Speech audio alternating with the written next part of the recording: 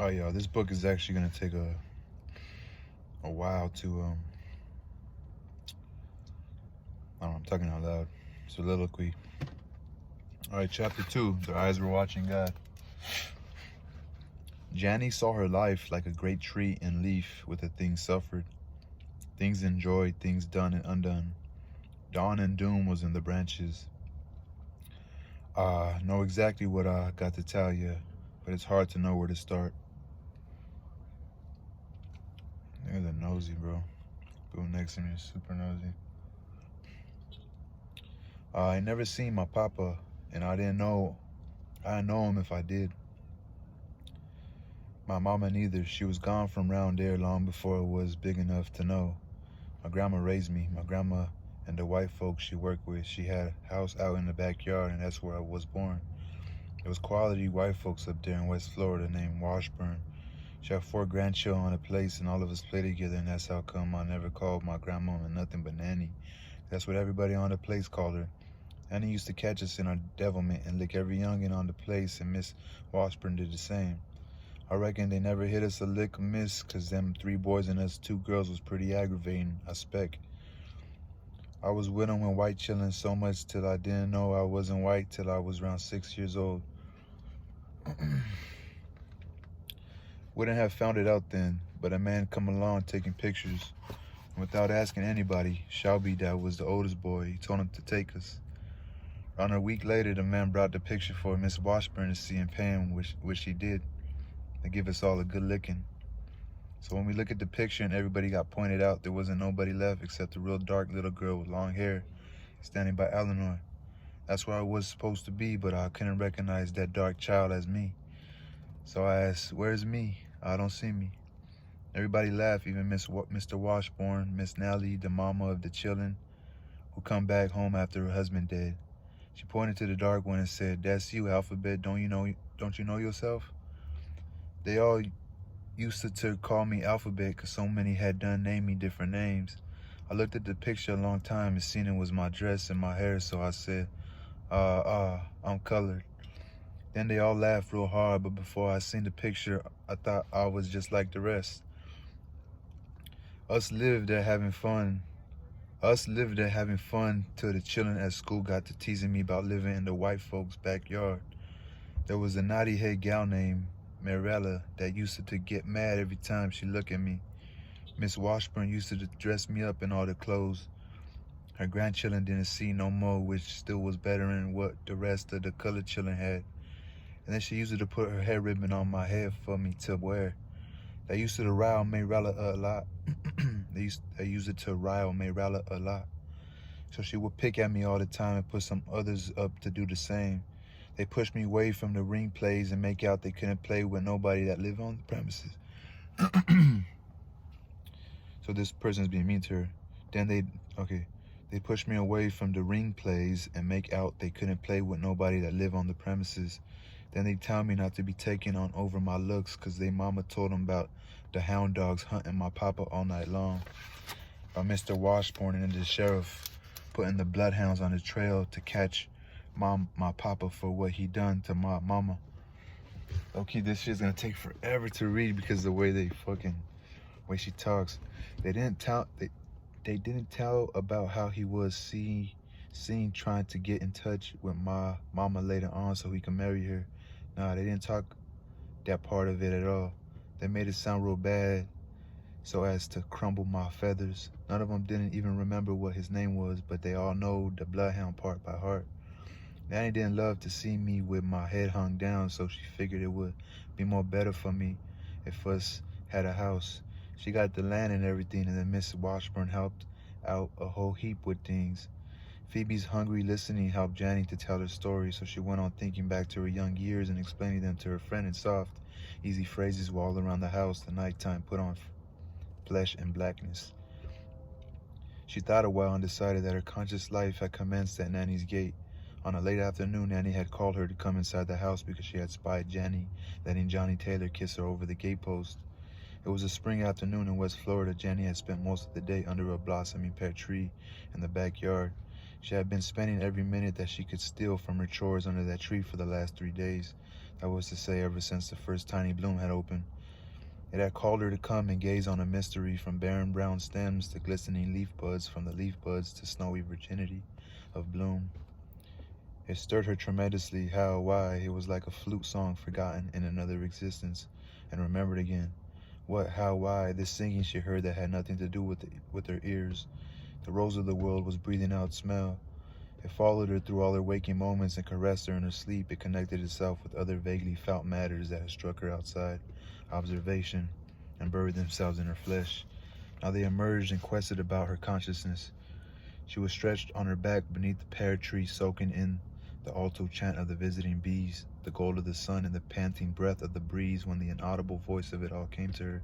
She saw a dust-bearing bee sink into the sanctum of a bloom, the thousand-sister calyxes arched to meet the love embrace and the ecstatic shiver of the tree, from root to tiniest branch, creaming in every blossom and frothing with the light.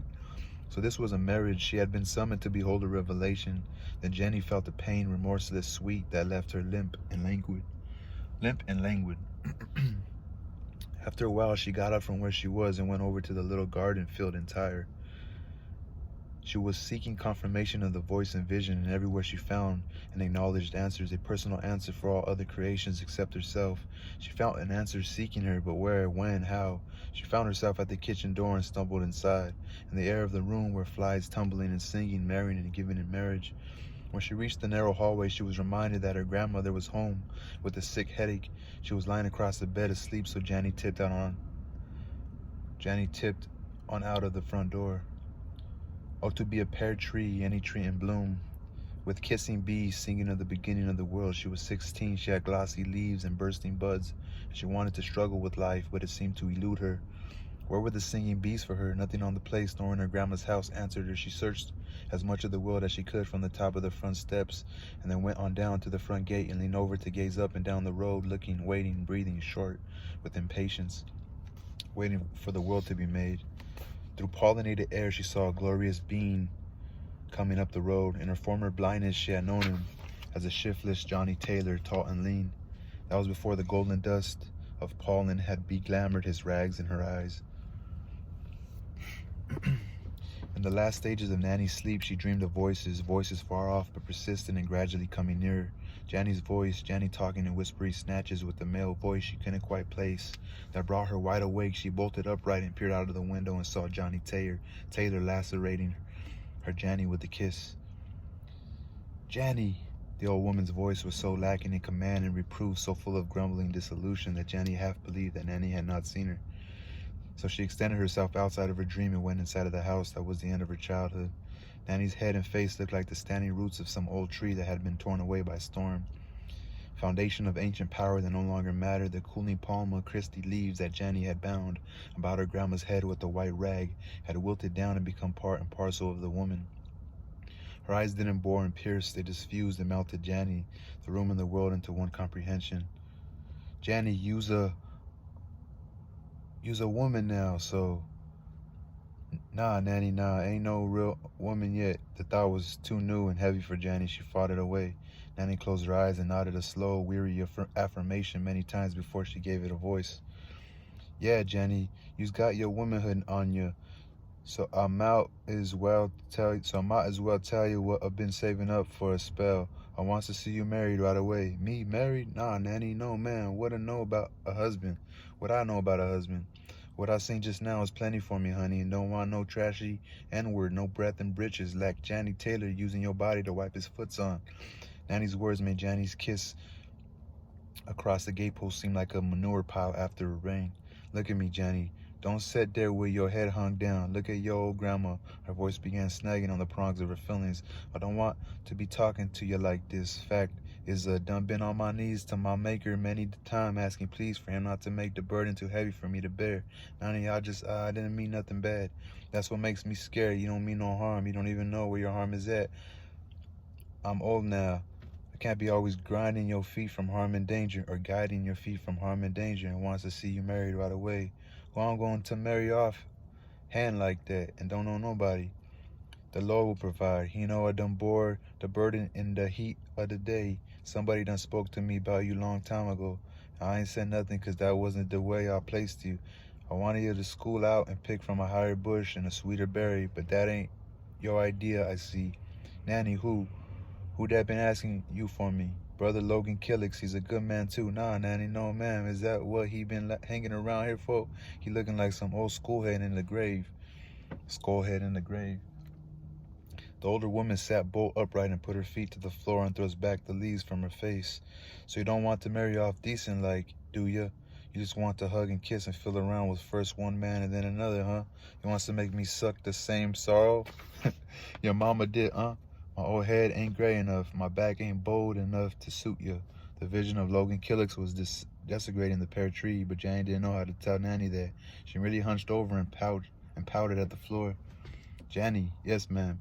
You answer me when I speak. Don't you sit there pouting with me after all done went through for you. She slapped the girl's face violently and forced her back so that her eyes met. Forced her head back so that her eyes met and struggled. Look at my hair. Oh man.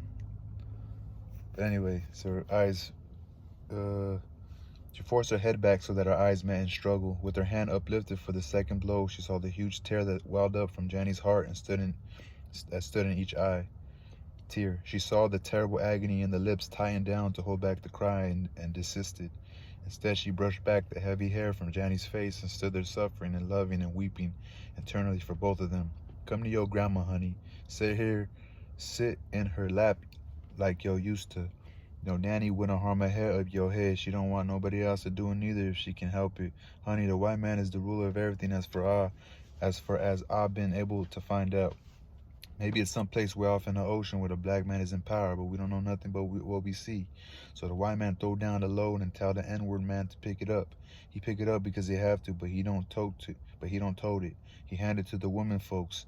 The N-word woman is the mule of the world, as I can see. So far as I can see. I've been praying for it to be different with you. Lord, Lord, Lord. For a long time, she sat rocking with the girl held tightly to her sunken breast. Jenny's long legs dangled over one arm of the chair, and the long braids of her hair swung low on the other side. Nanny half sung, half sobbed, a running chant prayer over the head of the weeping girl. Lord have mercy, it was a long time on the way, but I reckon it had to come. Oh, Jesus, do Jesus. And done the best I could. Finally, they both grew calm. Jenny, how long you been lowing Johnny Taylor to kiss you? Only this one time, Nanny. I don't love him at all. What made me do it is, I don't know. Thank you, Massa Jesus. I ain't going to do it no more, Nanny. Please don't make me marry Mr. Killix. Tain't Logan Killix I wants you to have, baby. It's protection. I ain't getting old. Honey. I'm done old. One morning soon now, the angel with the sword is going to stop by here. The day and the hour is hid from me, but it won't be long. I asked the Lord when you was an infant in my arms to let me stay here till you got grown. He done spared me to see the day. My daily prayer now is to let these golden moments roll on a few days longer till I see you safe in life. Let me wait, Nanny, please, just a little bit more. Don't think I don't feel with you, Jenny, 'cause I do. I couldn't love you more if I had felt your birth pains myself. Fact of the matter, I loves you a whole heap more I do your mama, the one I did birth. But you got to take in consideration, you ain't no everyday child like most of them. You ain't got no papa, you might just as well say no mama for the good she do you. You ain't got nobody but me, and my head is old and tilted towards the grave. Neither can you stand alone by yourself. The thought of you being kicked around from pillar to post is a hurting thing. Every tear you drop squeezes a cup of blood out of my heart. I got to try and do for you before my head is cold. A sobbing sigh burst out of Jenny. The old woman answered her with little soothing pats of the head. You don't know, honey, as colored folks is branches without roots, and that makes things come around in queer ways. You in particular. I was born back doing slavery, so it wasn't for me to fulfill my dreams of what a woman ought to be and do. That's one of the holdbacks of slavery, but nothing can stop you from wishing. You can't be nobody down so low till you can't rob them of their will. You can't beat someone down so low till you can rob. You can't beat nobody down so low till you can rob them of their will. I didn't want to be used for a work ox and a brute soul, and I didn't want my daughter used that way neither. It sure wasn't my will for things to happen like they did, and even hated the way you was born. But all the same, I said, thank God I got another chance. I wanted to preach a great sermon about colored women sitting on high, but there wasn't no pulpit for me. Freedom found me with a baby daughter in my arms. So I said I'd take a broom and a cookpot and throw up a highway through the wilderness for her. She would expound what I felt, but somehow she got lost off of the highway, and next thing I know, here you was in the world.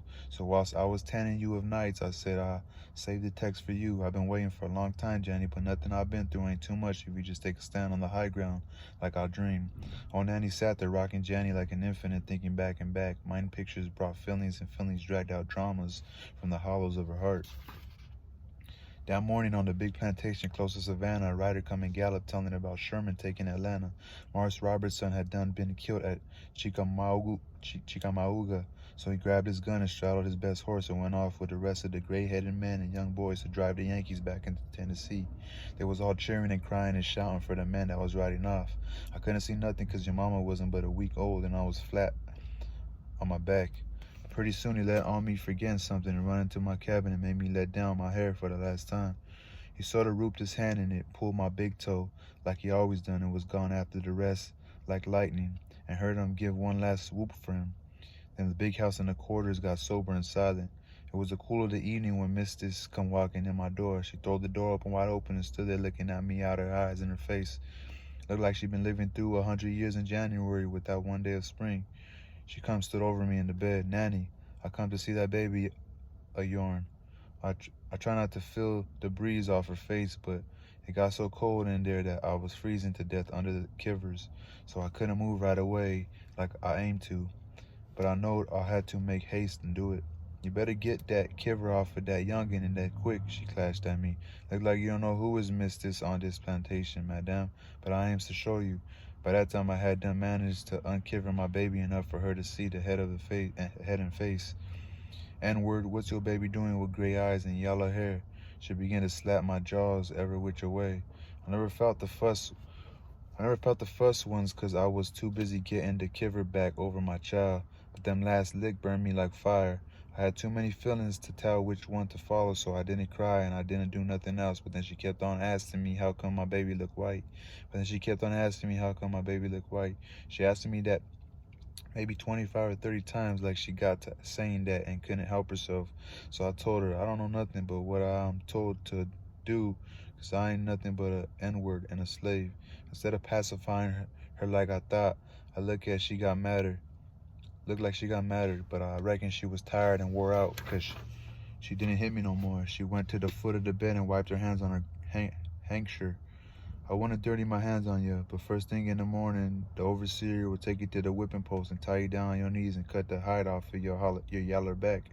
100 lashes with a raw hide on your bare back, and I'll have you whipped till blood run down to your heels. I meant to count the licks myself, and if it kills you, I'll stand the loss. Anyhow, as soon as that brat is a month old, I'm going to sell it off this place. She flounced on off and let her winter time with me. I know my body wasn't healed, but I couldn't consider that. In the black dark, I wrapped my baby the best I know how and made it to the swamp by the river. And know the place was full of I know the place was full of moccasins and other biting snakes, but I was more scared of what was behind me. I hid in there day and night and suckled the baby every time she started to cry for fear somebody might hear her and not getting found. I ain't saying a friend or two didn't feel my care, and then good Lord seen to it that I wasn't taken. I don't see how come my milk didn't kill my child with me so scared and worried all the time. The noise of the owls scared me. The limbs of them cypress trees took to crawling and moving around after dark. And 2-3 times I heard panthers prowling around, but nothing never hurt me because the Lord knowed how it was. Then one night I heard the big guns booming like thunder. It kept up all night, and the next morning I could see a big ship at a distance and a great stirring around, so I wrapped Leafy up in moss and fixed her in good in a tree and picked my way on down to the landing. The man was all in blue, and I heard people saying Sherman was coming to meet the boats in Savannah, and all of us slaves was free. So I run, got my baby, and got in quotation with people and found a place I could stay. But it was a long time after that before the big surrender at Richmond. Then the big bell ring in Atlanta, and all the men in gray uniforms had to go to Moultrie and bury swords in the ground to show they was never to fight about slavery no more. So then we know we was free. I wouldn't marry nobody, though I could have heap of times. I didn't want nobody mistreating my baby, so I got with some good white people and come down here in West Florida to work and make the sunshine on both sides of the street for Leafy. My dad helped me with her just like she been doing you. I put her in school when it got so it was a school to put her in. I was expecting to make a school teacher out of her. But one day she didn't come home as the usual time, and I waited and waited, but she never come all that night. I took a lantern and went around asking everybody, but nobody seen her. The next morning she come crawling in on her hands and knees. A sight to see, that school teacher had done hit her in the woods all night long, and he had done raped my baby and run off just before day. She was only 17 and something like that to happen. Lord of mercy. Lord mercy, have mercy. Looked like I can't see it all over again. It was a long time before she was well. And by that time, we know you was on the way, and after you was born, she took to drinking liquor and staying out nights. Couldn't get her to stay here and nowhere else. Lord knows where she is right now. She ain't dead, because I don't know it by my feelings, but sometimes I wish she was at rest. And Jenny, maybe it wasn't much, but I done the best I can by you, and raked and scraped and bought this little piece of land so you wouldn't have to stay in the white folks' yard and tuck your head before other children at school. That was all right when you was little, but when you got big enough to understand things, I wanted you to look upon yourself.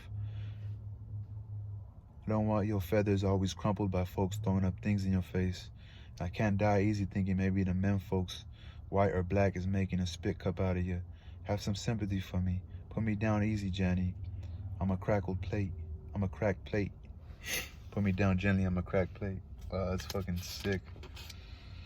All right, that's the end of chapter 2, man. Peace.